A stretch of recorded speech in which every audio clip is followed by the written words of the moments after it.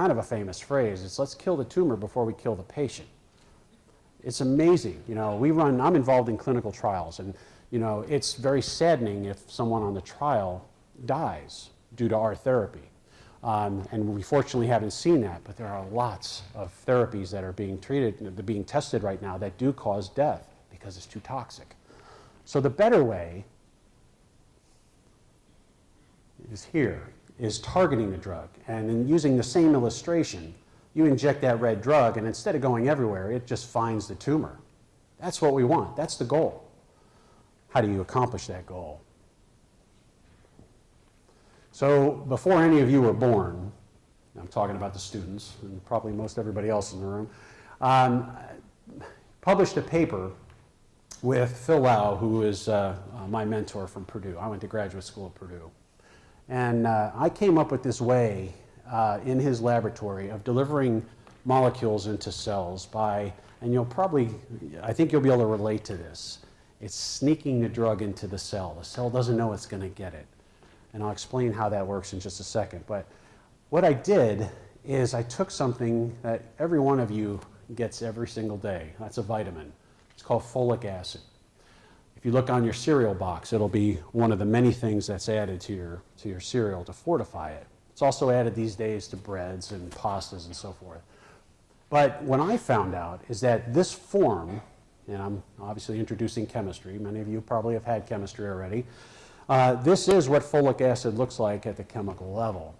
And what I knew is that this portion of the molecule, all the way over here, that was responsible for binding to a cell surface receptor called the folate receptor. However, this part was not. And so what I invented is a way of attaching drugs to that site such that I didn't disturb folate's ability to bind to its receptor. Turns out that folate's receptor is highly specific for cancer. There's another way that this vitamin gets into cells, but conjugating, and that's a fancy word of attachment, conjugating something to that site made that vitamin impossible to get into normal cells, unless it had the folate receptor, which the expression of this receptor was really unique. It was more geared towards being on cancer. And so if you consider this as the surface of a cell, the cancer cell, and this is the receptor, we want to target. We want to sneak that drug into the cell. The cell thinks it's getting a vitamin to help it. And folate happens to be a very important vitamin for the cell to be able to make DNA. And think about it. If it's a cancerous cell, that cell wants to divide, keep dividing. But before it divides, it has to double its amount of DNA, right? If it doesn't have folate, it can't do that. Whoop, I'm advancing myself here, sorry. So here is a derivative of folic acid, and I put in blue the extension off that one site. These are just 3 amino acids. We don't need to go into the detail, but those 3 amino acids were selected specifically because they can wrap around, or the fancy word is called chelate, can chelate technetium. Technetium is a short-lived radioactive atom. It's used for nuclear imaging. You ever go to a hospital and see nuclear medicine and all that? This is part of that. This is imaging. And we created this compound. It's called EC20 or etarfolitide. I may use both interchangeably.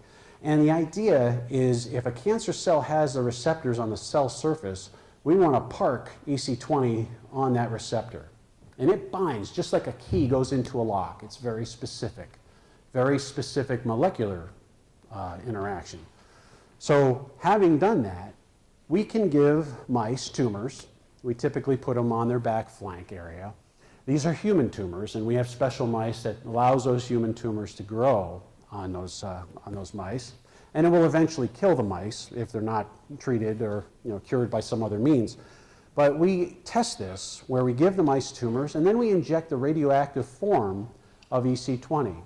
And after a period of time, typically a few hours, we will euthanize the animal and measure in their organs how much of that compound made it in. And if you look, so this is the percent injected dose per gram of tissue. This is all background levels of radiation, but look at the kidney and look at the tumor. It went to both. Why? Because the tumor has folate receptors. We knew that before we inoculated the animal. but naturally the kidney does too. When we image this mouse, we can see, aha, we put these two human tumors on their back and they glow. So do the kidneys right here. Why do the kidneys have folate receptors? Well, it's a consequence of natural biology, but the folate receptors there are meant to reabsorb folates and get them back into your bloodstream. That's really the function. But also the kidney is a route of excretion. This was not a big surprise to us, but when you're thinking in terms of targeting the receptor for therapy, targeting cancer, that could be an issue because we could potentially harm the kidney. And I'll come back to that in a little bit. So going back to this image here, right here, where we have the radioactive technetium, we can image patients. And so we will get what's called a SPECT image, single photon emitted computer tomography. And here we have a woman who had metastatic breast cancer and had a lesion on her skull. And anywhere where it's dark is where that radiation has been parked. All right? So we said, aha, they knew that she had a lesion here. What information this told us when we injected this EC20 compound is that lesion, those cancer cells there, have the folate receptor, because if they didn't, we wouldn't see any dark spot there. Likewise, this guy who had a pituitary adenoma right smack in the middle of his brain, we lit that up. Okay, there we go. We can also do fancy work with computerized tomography, sorry, very sensitive thing. Here is ovarian cancer. Now, I put this up here to show you that if you look on the plane, this axial plane as they're imaging the entire body, this is what you'll see. So this is the internal organs. It's just a slice through the body. But if you look here, if you're not a trained pathologist, you may not know there's cancer. Or if you are trained, you say, aha, this doesn't look normal. There's something going on here in the liver. And actually, this is ovarian cancer, which starts in the abdominal cavity, but then it just spreads everywhere and coats all the organs. And we took a SPECT image looking where the radiation is, the short-lived radioactivity, and look, it coincided with that area that was abnormal. In fact, we can fuse those two images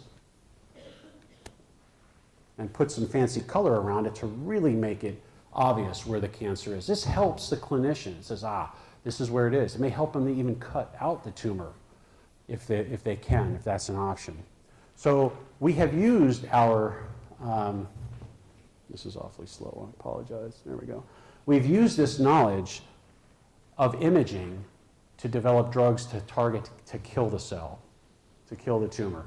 And what we came up with was something called an SMDC, which stands for Small Molecule Drug Conjugate. It has 4 different modules. The first is, think of this as folic acid, but it could be something else too to target different tissue.